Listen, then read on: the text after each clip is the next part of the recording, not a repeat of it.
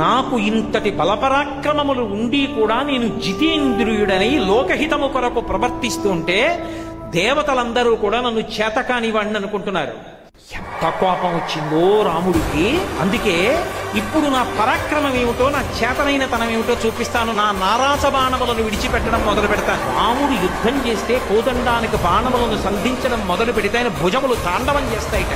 బండన భీముడక్క జన బంధవుడుజ్వల బాణతోన కోదండ కళ ప్రచండ భుజతాండవ కీర్తికి రామమూర్తికి రెండవ సాటి దైవమికలీడనచొన్ గడకట్టి భేరికా దండ డండ దండ నిడదంబుల జండము నిండమత్త వేదండము నెక్కి చాటెదను దశరథి కరుణాపయోనిధి. ఆయనే కోదండం పట్టుకుని బాణాలు వేస్తే భుజములు రుద్రతాండవం చేస్తాయి. అటువంటి వాడన్నాడు కోదండాన్ని పట్టుకుని నారాచ బాణ ప్రయోగం చేస్తున్నాను.